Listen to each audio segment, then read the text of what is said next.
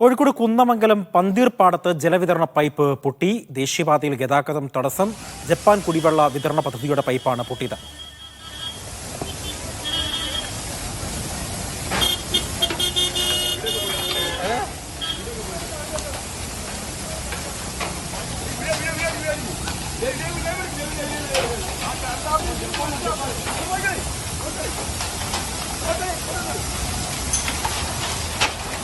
ഷിതാ ജഗതുണ്ട് വിവരങ്ങൾ നൽകുവാനായി. ഷിതാ ജഗത്, ദേശീയപാതയിലാണ് ഈ പൈപ്പ് പൊട്ടിയിരിക്കുന്നത്. ഗതാഗത തടസ്സമുണ്ട്. അത് മാത്രമല്ല, ഈ ഏതൊക്കെ മേഖലകളിലെ കുടിവെള്ള വിതരണമാണ് തടസ്സപ്പെടുന്നത്?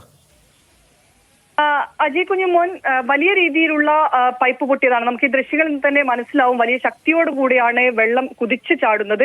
പന്തീർപ്പാടത്ത് ജലവിതരണ പൈപ്പാണ് പൊട്ടിയിരിക്കുന്നത്. ജപ്പാൻ കുടിവെള്ള പദ്ധതിയുടെ പൈപ്പാണ്. ഇവിടെ നിന്നാണ് മറ്റു ഭാഗങ്ങൾ, അതായത് കുന്നമംഗലം മേഖലകളിലെ പല ഭാഗങ്ങളിലേക്കും ഈ പൈപ്പിലൂടെയാണ് ജലം എത്തിക്കുന്നത്, വിതരണം നടത്തുന്നത് ഈ പൈപ്പിലൂടെയാണ്. അവിടെയാണ് ഇപ്പോൾ പൊട്ടിയിട്ടുള്ളത്. ഇതിൽ നാട്ടുകാർ പ്രധാനമായും ആരോപിക്കുന്ന മറ്റൊരു കാര്യം കൂടിയുണ്ട്. മുൻപ് ഇതേ സ്ഥലത്ത് തന്നെ പൈപ്പ് പൊട്ടിയിട്ടുണ്ടായിരുന്നു.